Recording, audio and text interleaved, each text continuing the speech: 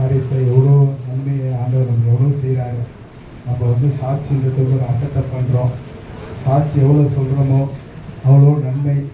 சாட்சி சொல்ல சொல்ல தான் ஆண்டவர் நம்மளை ஆசீர்வதிப்பார். ஏன்னா சாட்சி சொல்கிறது வந்து வெட்கப்படாதீங்க. ஏன் வெட்கப்படுறீங்க? சொல்லாததுக்காக சொல்லுங்கள், சொல்லாதான் நன்மை. ஆண்டவருடைய எண்ணிக்கை எவ்வளோ காரியங்கள். ஆண்டவர் கடன் பிரச்சனை இருந்தாலும் ஆண்டவர் என்னை எவ்வளோ நடத்துகிறாரு, எவ்வளோ வழி நடத்துகிறாரு. எவ்வளோ பிரச்சனையோடு இருந்தாலும் ஆண்டவர் என்னை நடத்திக்கிட்டே இருக்காரு. அது பெரிய காரியம்.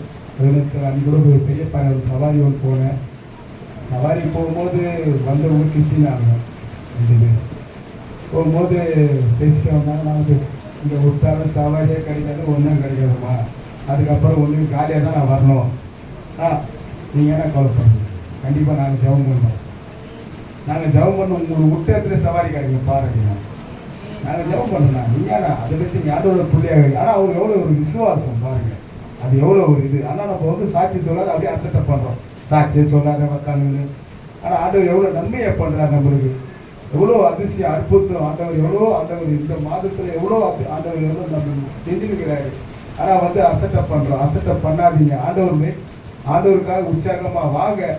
ஆனால் அவங்க சொன்னாங்க சாட்சி. அவங்க சொல்லிவிட்டு எங்களை உற்சாகம் அவங்க விட்ட.